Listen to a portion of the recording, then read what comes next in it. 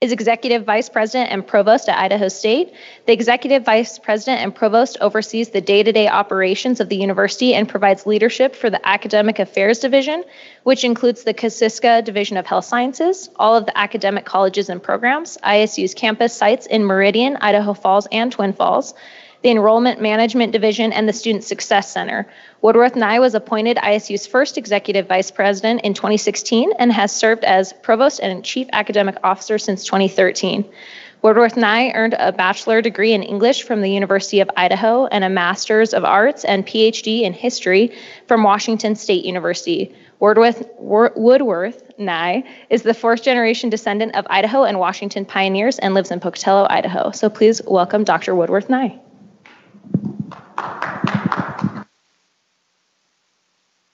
Can you hear me for the streaming?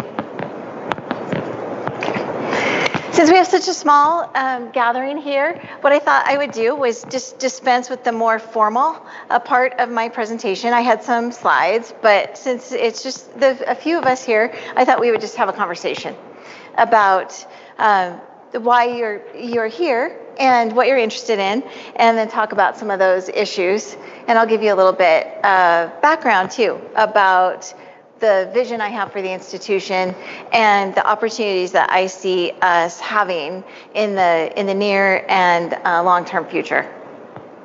So of course, ISU has been here as an institution in some form or another since 1901 and has served an access role in that region, in our region here, continually since then, and it has been the main driver of opportunity for the region in terms of providing access to a middle-class life, essentially.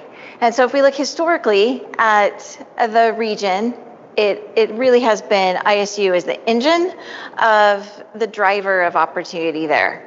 So I see us now as being stewards of the next 100 years.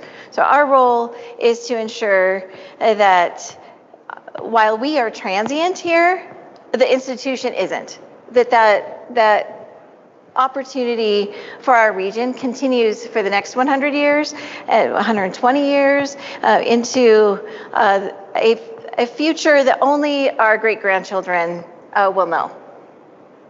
And certainly we know that what we do today in higher education is impactful, of course, for the people who take advantage of our programs right now and for our current graduates. But statistically, it's just as impactful for the future generations of those students today as it is for the students that we have in our classrooms right now. So what we do today is impacting the great-grandchildren of our students. And so that is a really exciting place to be in industry. Very few industries do that. We provide opportunity not just for today, but for future generations. And certainly my family is no exception to that. My great-grandparents were immigrants. They did not speak English. They came from Eastern Europe in the early 20th century at a time when there was very little opportunity where they were coming from, and they were fleeing all kinds of war and famine challenges where they were located. And so they came to the US, where they worked hard. They were not educated formally. Their children were not educated formally, but their granddaughter was a college graduate.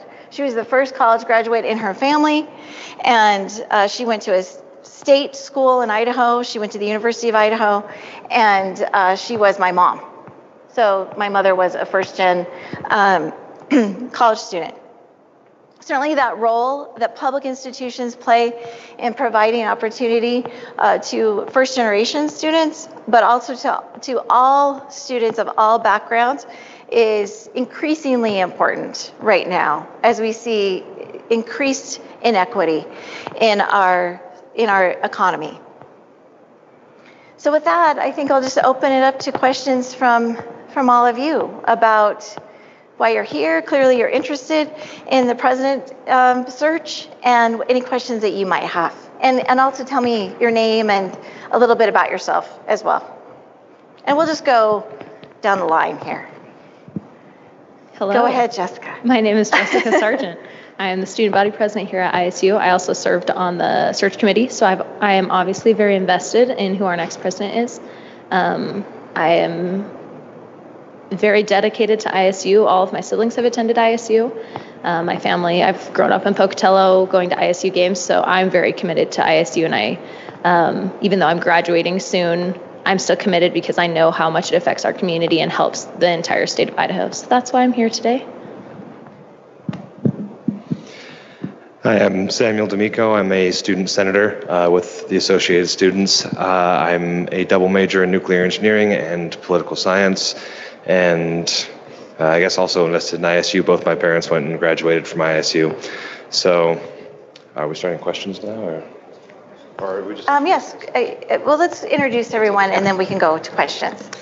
Hi, my name is Caitlin Jukes. I'm an elementary education major. I'm also the senator for the College of Education, so pretty invested in ISU, the students here, and trying to figure out who the best candidate is for the university that we have, because I think it's a great university. So, there you go.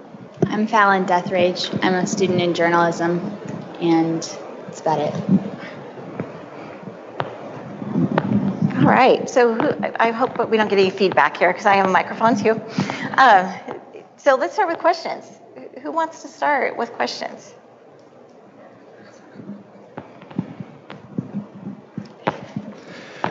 So basically, I'm moving forward. You've obviously been working with the university for a long time, so you probably have a unique insight of all the candidates that we'll be seeing over the next few weeks. But what could you see as a possibility moving forward? Because I see this problem mostly within COSI, but also it might exist in other departments as well, of almost like a competition between different departments and kind of a reluctance to work together.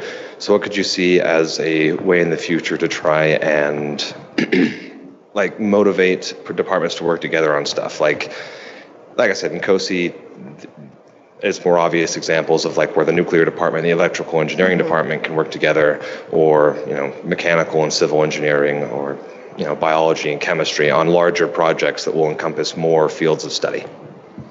That's a great question. And certainly it gets to the heart of transitions that are happening in higher ed everywhere. We are moving away from singular disciplines and more into more interdisciplinary environments. And certainly the trajectory of higher ed long term will be more interdisciplinary. And so we are looking at ways in academic affairs in particular, which is the area that I currently lead, in ways to incentivize those interdisciplinary connections through budgetary mechanisms, or also by creating opportunities for deans to work together more directly on program development, long-term, interdisciplinary programs that will draw from multiple disciplines, looking at making sure that we have ways to share faculty effectively so that each department is credited with the work and the productivity, and so that competition is less significant.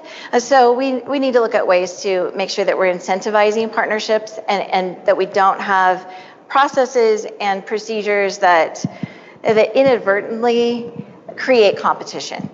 Now, certainly disciplines have evolved over time to have a very different focus between them, and it will take time for those interdisciplinary connections to continue to develop. But certainly the national scene is moving that way, and so is grant funding. Just in the last 5 years, that's dramatically changed. It used to be that PIs on grants were often individual researchers, and now that is almost never the case. These are interdisciplinary research teams that work together to solve big problems. And long term, our programs will start to reflect that change as well. So, I don't know exactly how to word this. So I watched part of the Utah State Provost forum. I guess it was kind of like this for the provost. I think it was the faculty one. And one of the professors there had asked about your, I guess, desire to or not to run for president for ISU. So, and you were pretty clear that you wanted to stay at a provost level and not move to the presidential at this point in your career. So I just wanted to know what made you change your mind and what made you decide to run for ISU's president. Yeah, that's a great question too. And I will say that like anyone who's, had to make a difficult decision, that you have to really consider a broad range of choices.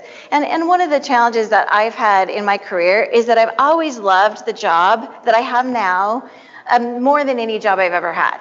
So when I was a history professor, I was a super happy history professor. I loved it. It was great. And I didn't really seek out administrative roles. The department needed a chair, and the senior leadership said, "You are the chair." And so I was given that opportunity, and then I really loved that job. I certainly feel that way about the provost job. I mean, it's so nice to have that leadership role over the academic component of the institution to make sure that we are providing quality programs, to work directly with faculty. And one of the things that I don't want to lose if I'm president is that direct connection with the faculty. But I realized throughout this process and by talking to mentors, it's really important as students that you all maintain mentors over time. I mean, my mentors are people who helped me in grad school, who are still providing that mentoring for me. They all said, the same kinds of things. If you are the president, then you set the course of how that presidency transpires. Now, certainly a big portion of that is external, working with the communities and working with the legislature, and those are things I enjoy. But it also is up to the president to define that role and to not lose that connection to the faculty. So if that's what's of value to you, then you would make sure that didn't happen. Thank you. What is your philosophy about student tuition and fees and the taxation of students? And then in conjunction, of course, is the role of the president in fundraising. So kind of just what are your thoughts on those? Well, I'll start with the last part of that, Jessica, that the role of the president in fundraising is really significant. I mean, that's a big percentage of what the president does, and not always directly. The president creates the climate for fundraising. The president is the one who creates a climate that's conducive to fundraising, and sometimes does fundraising directly as well. So certainly that's, I would say, maybe in terms of just advancing the institution in relationships that lead to fundraising, the main part of the job. The other part of the question about tuition and fees and what is my philosophy of that, I will be very upfront in saying that I think we need to keep tuition as low as possible. And I actually think ISU needs to think about lowering tuition, at least in some of our disciplines. Now, this is really a little, in the field, controversial because we're trying to do multiple things at one time here. We're trying to make sure that we pay our faculty and staff fairly and that we're competitive as well. But I do think we have opportunities to think differently about our tuition and fee structure and to think about lowering it in some places, going to a different structure in others so that it evens it out a little bit for some disciplines that are not as capable of raising high salaries in the future.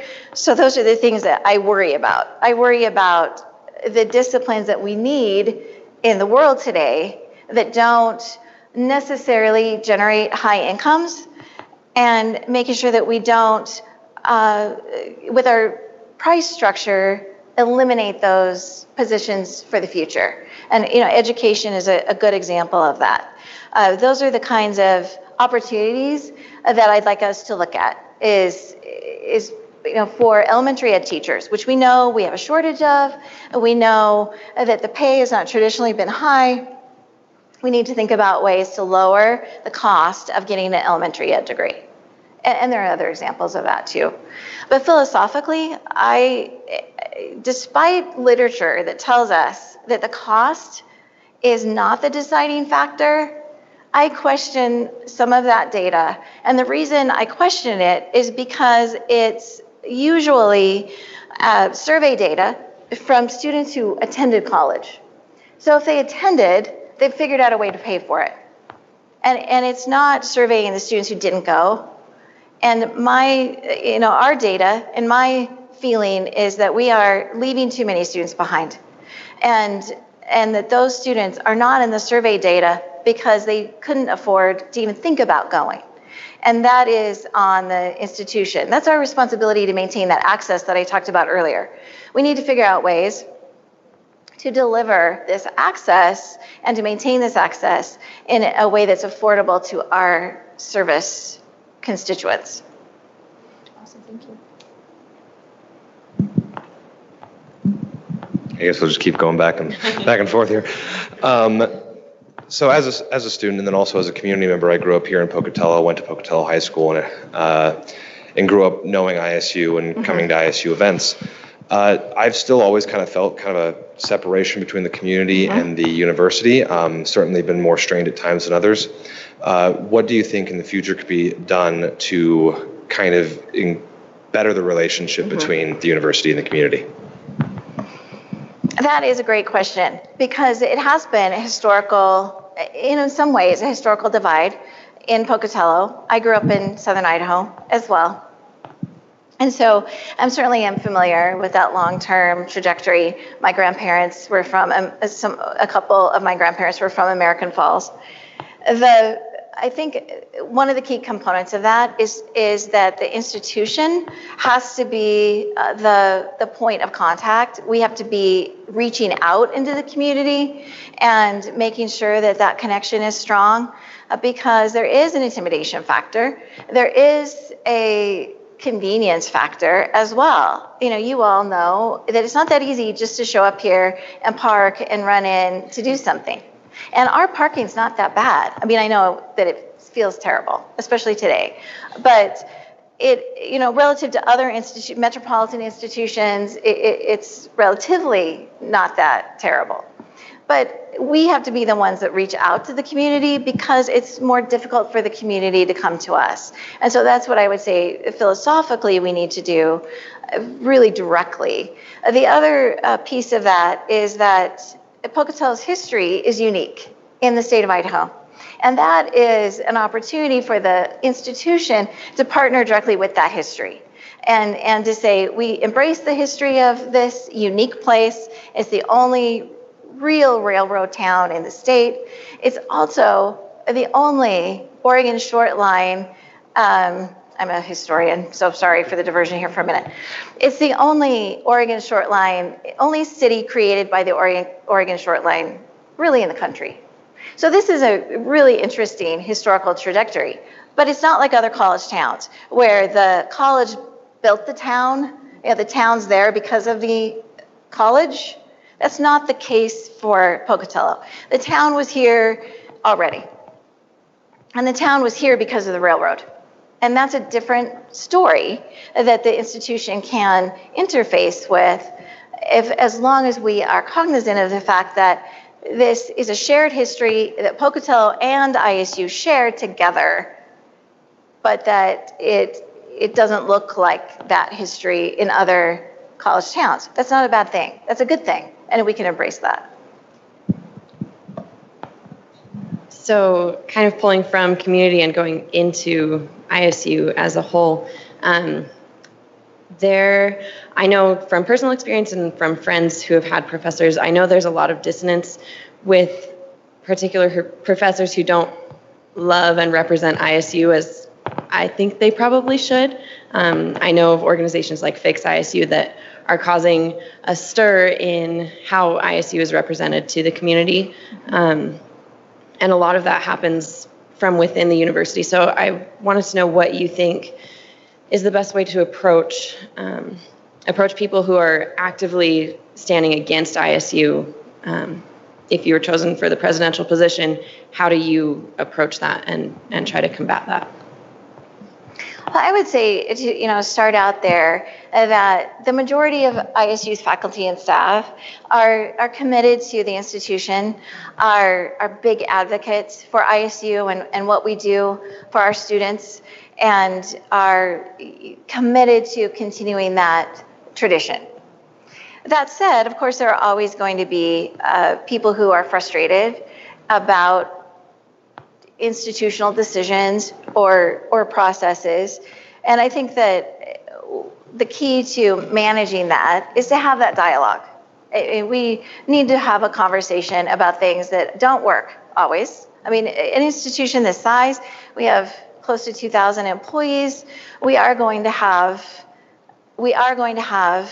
challenges happen, and we are going to have things occur that are, not always positive.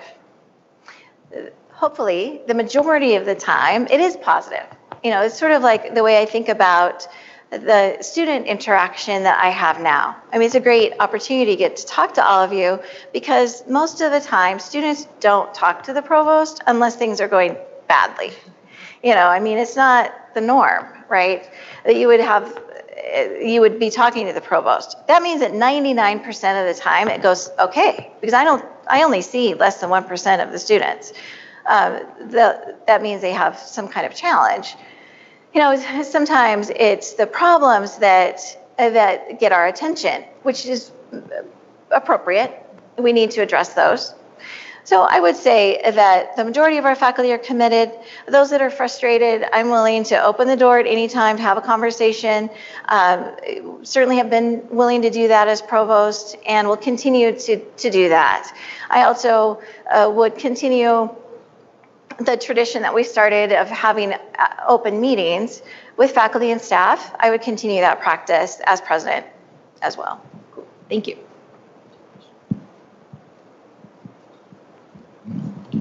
We had everyone introduce themselves because we have such a nice little group here. So. Well, my name's Logan. I was born and raised here. I'm a junior, so yeah. I guess, I don't know, I showed up a little late, so sorry for that. One of my questions would be, so being like born and raised in Pokey, I feel like there's a little disconnect with ISU and Pocatello. Is that question already been brought up? Yeah?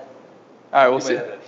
So which direction would you take to better connect, build that bridge with Pokey and ISU? Well, that's a little different question, I think, but along the same lines. The community building part of the president's job is critically important, and there are multiple ways to do that, but I would spend a lot of time in the community early on, meeting with people, making sure that there is an open door for the community. And as we talked about before you got here, although we certainly understand why it's a little challenging out there, that it's up to the institution to make those connections, because it's hard for the community to do it. Frankly, we talked about that the institution can appear to be inaccessible. And we know from all of our survey data that even though ISU has traditionally been an institution devoted to access, that there is still an intimidation factor in the population, and we see that they don't know how to access ISU. Community members aren't sure who to contact. I mean, that's on us to fix that. And so I would launch some additional new survey data, find out where we are in terms of what the community understands about what we do, what the community doesn't understand about it, and then build those community partnerships. Cool. Perfect, thank you. No? We should say we have a board member with us who has not even been introduced. So Richard Westerberg is a member of the State Board of Education. He's here with us today, and the State Board works very hard on all of your behalfs every day to support higher education in Idaho, to provide oversight, to hold us accountable for providing quality education, and to do it in a way that you can access it in a timely manner. So we appreciate that support. At the last student forum, there was a really good question that someone asked, so I'm going to steal it because I thought it was a really good question. She kind of talked about online classes at ISU, and there's some courses that you have to take because of your degree or for a gen ed, and they're only offered online, which is sometimes really great for students, and sometimes it's also really awful. So she kind of just talked about how it's frustrating to teach yourself more or less with some of those online classes. And I've noticed, at least in my department, they've actually increased the number of online classes. So how does that work, or like, what are your opinions on that? I see that as sort of a multifaceted question. We do need to continue to push online, to continue to offer more online, because so many students have asked for it and so many students want that option. But Jessica, I totally agree that we need to make sure too that in the mix that we're providing a range of choices. And one of the things that I will do, hopefully, even if we have a president that's not me, is advance in academic affairs. We're preparing to look at, we've implemented some systems that allow us to look differently at how we're delivering courses and how they connect to demand.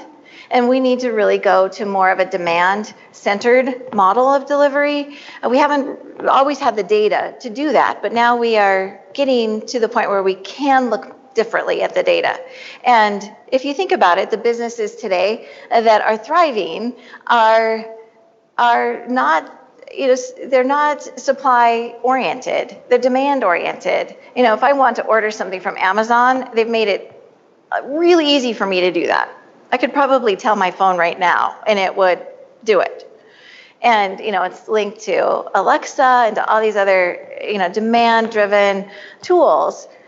That's where I see higher ed ultimately going, is to much more of a demand-driven structure, where if a student says, I need this content in this format, in this time frame, that we have tools that allow us to be more flexible in that delivery.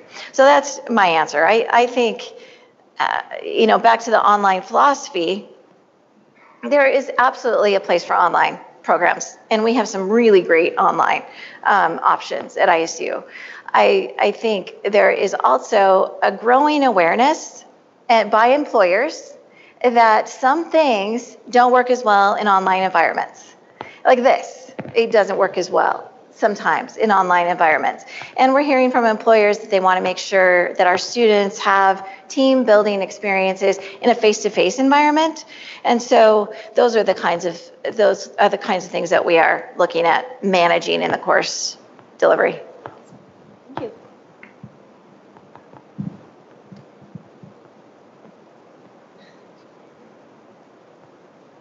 You have a question, Stuart?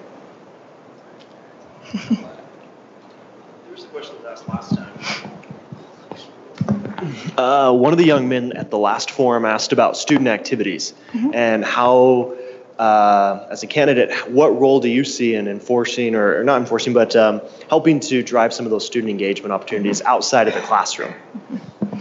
Well, as you probably know, we have a really vibrant ASISU that participates in driving a lot of that activity and in creating opportunities for students. Certainly in student affairs, we see in the student affairs role as a big part of that is to provide those club opportunities, extracurricular options for students outside of the classroom, club activities that have advisors and that are supported in various ways so that students have multiple opportunities. All of our data tells us that students who participate in extracurricular activities graduate earlier, they have higher GPAs, and that they're more engaged in their campus and more engaged in the future in their community. So it's really important that we continue to provide opportunities for students in various ways. I know that ISU has been really a great manager of the purview it has over the opportunities it provides to students, and holding those areas accountable as well. And we certainly appreciate that work that student government has been doing. But I think sometimes from a student perspective, It can feel like a lot to participate and to do well in school.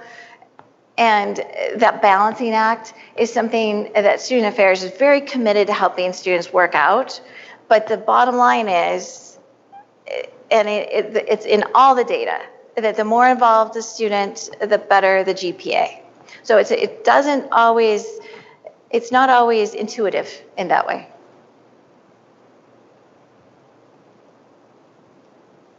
And these things matter down the road too, because you'll end up in you never know what your job is going to be and what it will involve and what kinds of opportunities you will have because you did some extracurricular activity that just happened to be connected to something your boss wants you to do.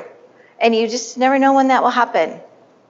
And certainly that's happened to almost everybody that I know, that's happened to them in some way or another. And my hobby and my activities were always history related, but I was not a history major. I was an English undergrad. I didn't switch to history until I was in grad school.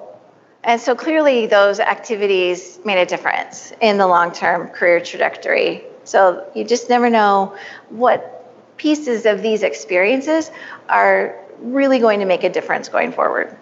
I had heard, unless someone has a question, I'll tell you a quick story about this. And it was a student who had, first generation student, not at ISU, grew up on a farm. This is University of Wyoming. Went to University of Wyoming and became involved in the international program there, and just simply didn't have the money to travel as part of that. And so the dean at the University of Wyoming raised money for scholarships, and this is in the College of Ag, raised money for scholarships so that this student could go to France to work with other industries on genetically modified produce, which is highly controversial in France. So that's why this connection was happening. And the student went on a scholarship and then got a job outside of Wyoming where they grew up and didn't think about this again. Big trucking company, went to work at a trucking company. And then one day, the boss comes in and says, to the group of employees, 50 people, how many of you have been overseas? And the student was the only one who raised their hand. And the boss said, okay, fine, you're going to China and you're going to launch our trucking company there. And so this student is now the CEO of the Chinese component of this trucking business in the US. And it's because they had this extracurricular activity. So it's a good example of you just never know when these will be beneficial opportunities for you in the future.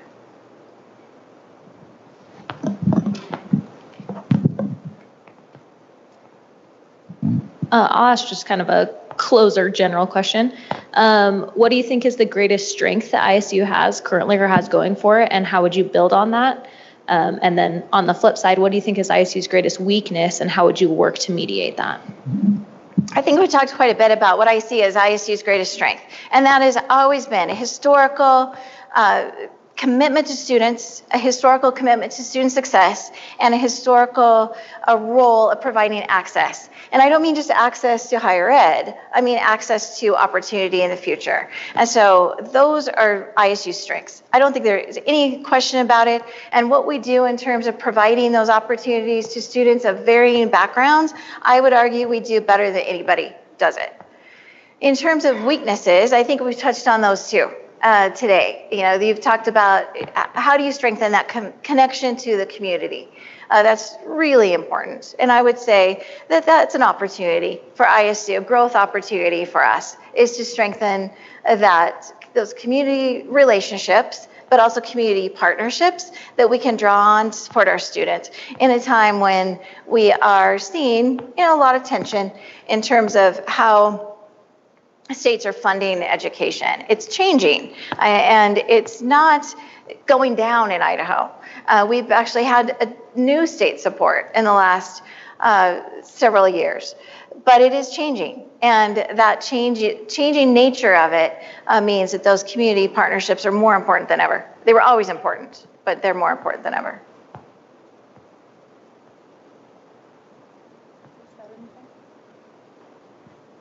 Well, thank you. Thank you. And thanks for being here on a very snowy Monday morning.